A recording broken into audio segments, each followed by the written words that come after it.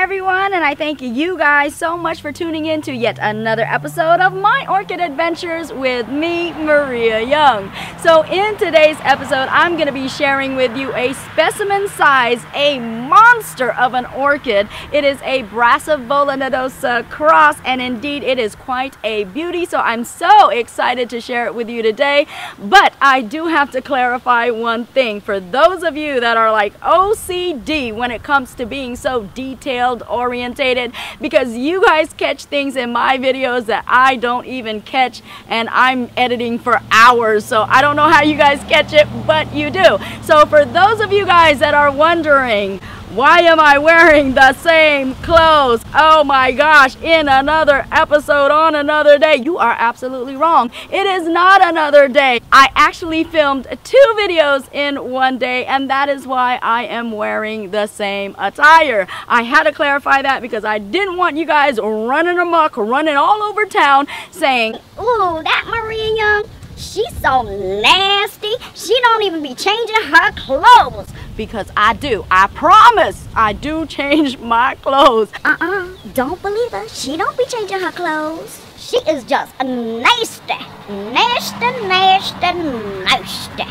Okay, so that is clarified now. Let's go ahead and not waste any more time. Let's show you that monster size of an orchid, and let's do it right now. Bam, bam, bam, boom. And here she is, folks, and oh me, oh my, are you guys seeing what I am seeing? Because what I'm seeing right now is a humunga dunga wonga of a Brassavola nodosa crossed with a Richard Mueller, creating such a phenomenal orchid, which is called the yellow bird. And if we get a roundabout look at her, you are going to see just how bushy and how massive this orchid is. I mean, she has an endless amount of leaves. You definitely cannot count each one. And if we take a good look at the growths itself on this orchid, there are also a countless amount of them. You cannot count the growths, or what I like to call the pseudo leaves. And what do I mean by pseudo leaves? Well, if you take a close look, you are not seeing what we would normally note as a pseudo bulb, but what they actually look like is a stem portion or a part of the leaf itself. So I like to call them pseudo leaves. Now, the structure of the orchid is very, very similar to the Brassavola nodosa. Now, it does have some differences. And one of those differences, the fact that the leaves are so much longer. As you can see in this Brassavola nodosa cross, this actually stands 2 feet tall. So indeed, you are getting an estimation of how long these leaves can get. And yet another difference here in this cross compared to the nodosa, you will see that the leaves are far more wider, opposed to how a nodosa is shaped, which they have a very, very slender type leaf, and it also mimics a pine needle. So indeed, this is a lot wider, but what does hold true to the nodosa with this orchid is the fact that it does still have the signature pointed edge that the nodosa has. So you have to be very mindful of that, because this indeed can be quite a dangerous orchid, especially if you're busy admiring and not paying attention. It indeed can poke you right in your eye, and trust me, I have witnessed this firsthand. Now, the majority of leaves on this cross is quite similar to the nodosa, in which you will find that they are unifoliate, meaning that they have 1 leaf to 1 pseudobulb. But from time to time, you will find that they can be bifoliate, where you will see that they can grow 2 leaves. And taking a look in here, you can see that there are just so many growths. You can imagine how many leads there are all throughout this plant. And the growth habit of this orchid is very similar to the nodosa as well, in the fact that they are quite aggressive and very, very hardy growers. And can I just reiterate that? They are very, very, very, very, very aggressive growers. As you can see right here, where you can see just a great amount of this orchid that is trying to grow right outside of the pot. And that is a great indicator that indeed this orchid can be quite a climber, and this would make such a great candidate for mounting. And since we are on the subject of mounting, this is one of my Brassavola nodosa crossed with a Richard Mueller right here. And I have to tell you, this orchid literally stays outdoors all year round. That tells you how hardy and aggressive this grower is, and quite a beauty while she is mounted. And one of the great features about this orchid is that they can be free flowering, meaning that it doesn't have to have a particular season for it to bloom. So indeed, that is one thing that we can appreciate about this orchid, is the fact that at any given time, whenever it wants to, it can bloom. And yet another great feature that I do love about this orchid is the fact that they can bloom several blooms on one spike. They normally will bloom about 2 to 5 or even more blooms on one single spike. And the way the blooming party works is that in between the leaf area, right where the leaf begins to split, you will find that a sheath will grow. And in that sheath, that is where the spike will come from. But that isn't always the case, because once in a while you will find that rebel spike that makes his own rules, and he does what he wants to do. And let us take a look at the buds. Here they are. That's what they look like before they open up in all of their magnificence. Also, don't be caught off guard if once it blooms from one particular leaf bulb that you find that it will bloom again, because this can indeed happen. They can bloom multiple spikes at different times. So don't think just because it's already bloomed that it can't again, because you'd be sadly mistaken. Now, what I have noticed about these orchids is that they indeed do have a prime season for blooming. Now again, they can bloom at any given time, but they are most potent in the winter season and also during the autumn months. And I do believe they like it when there's a certain chill in the air. So let's take a moment to look at these fabulous, fabulous blooms. As you can see, they are still taking that Brassavola nodosa look. You definitely can see it in these blooms. They have the very slender petals conforming into a star shape, and then you are also seeing their lip and their throat area so tubular and flute-like, and then of course they have that spread at the very edge of the lip area, and it is in a circular motion. Now of course you know that the Brassavola nodosa has more of a heart-shaped form in their lip area, but you definitely can still see the Brassavola nodosa features in this beautiful orchid.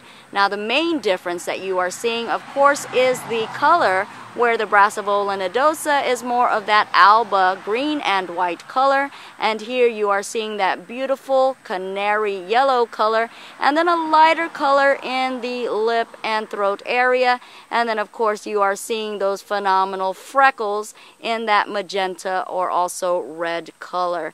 Definitely a beauty right here, the yellow bird, and is very just eye appealing, and the color just really pops. Now I know you guys have noticed these blooms right here, right? And what a difference in color, shape, and also size. Because if we take a look at these blooms right here, you indeed can see the massive difference. You would actually think that these are coming from two different plants, but you know what? This is one in the same. So what we are looking at here, folks, are newly bloomed flowers. That's right, so they are still not fully matured as the yellow flowers. They have just opened recently, and this one is the most recent of the bloomers. As you can see, a very distinction in color. You are noticing that green base, but then that deep flush of maroon or magenta color, and of course you're still noticing those magenta spots on this creamy green lip, and then that green yellowish color in the throat area.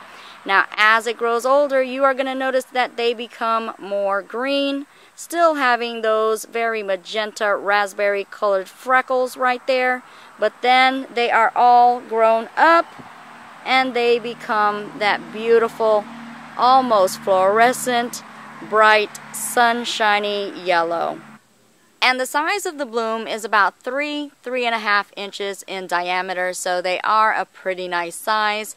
And then given the fact that they do bloom in clusters of up to 5 blooms, and then the beautiful fact that they can have quite a variation in their colors, you can imagine just how beautiful of a display they can give in their heightened season of bloom, where this would be littered with multicolor blooms. What a phenomenal display that this orchid can give. And then we can never leave out the fact that this is one of the most hardiest orchids that I know of, one of the most aggressive growers that I know of. These orchids can tolerate many different varieties of different conditions, from the lighting to the temperature to the type of watering. I mean, this is very adaptable and can accommodate and also tolerate a whole lot. Again, you are going to get a lot of bang for your buck when it comes to these types of orchids.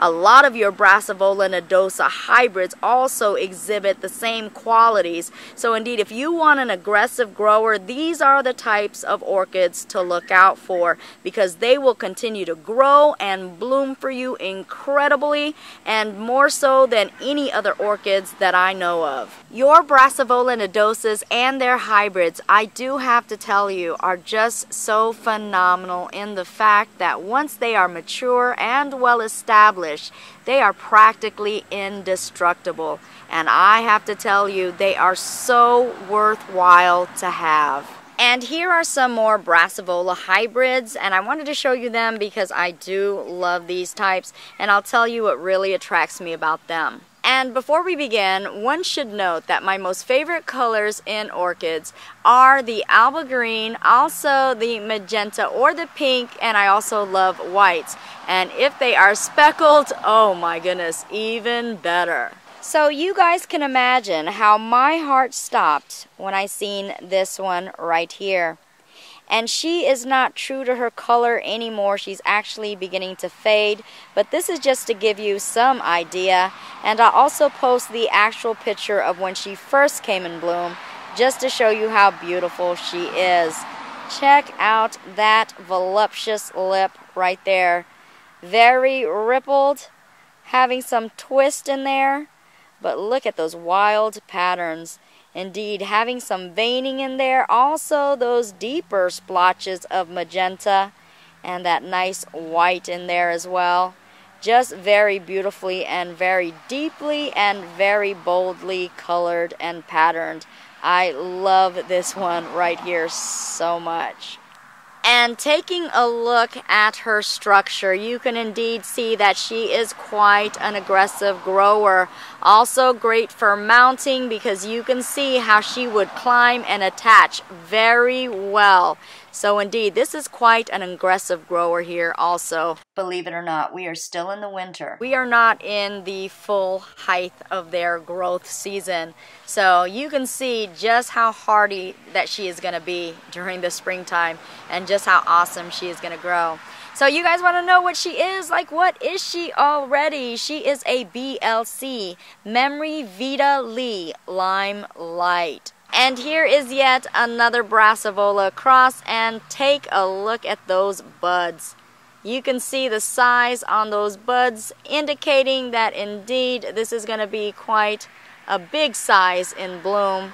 So very excited to be able to see that one. And let's go ahead and check out what this one is. And this one right here is a Brassavola nodosa, Susan Fuchs, FCC, and also AOS awarded. It is also times with a singing pub, Alba Sanguinea.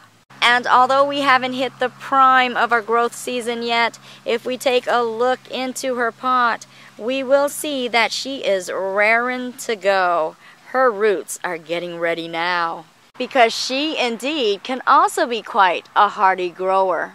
Now this one right here, guys, I do have to admit I am not so impressed with her growth habit because she is quite a slow grower. But what I am most impressed with is her boldly patterned and boldly colored blooms. I mean, it is so beautiful that I am willing to tolerate the stubbornness of its growth. And this orchid right here is a BC Teresa Ritchie. And this orchid right here is actually crossed with a Hippodamia and also a Eclandiae. Now, it does take the slow growing habit from the Eclandiae, but it also has the very striking colors and the patterns of it as well. And that's what makes this orchid so striking. So even though that this is a Brassavola cross, it is not always true that they are going to be quite aggressive growers. It's very important that you guys go ahead and check out what their parents are and also what are the features that they take most of. And there you have it, folks. That is an absolute Brassavola wrap. And indeed, you guys should know that I do love Brassavola nodosas and all of their crosses because they are one of the most hardiest orchids that I have. They can tolerate extreme temperatures and a variety and variation of them. So indeed, they are quite easy growers. If you guys are growing Brassavolas and their crosses, please be sure to let me know exactly what types you have. And let me know also what you guys love most about them. And do it by posting those comments below. And if you guys like this video, you know what to do. And of course, stay tuned for my adventures by subscribing. Also, if you want to write or send me something, do it with the address below. I am on Facebook, so join me there as well at My Orchid Adventures. And if you guys want to purchase some phenomenal orchids, you guys know I'm on eBay as well, so you can check me out there also. Again, thank you guys so much for tuning in, and you guys already know, indeed, I truly do love you guys all. Mwah! Don't believe her. She don't be changing her clothes. She is just nasty.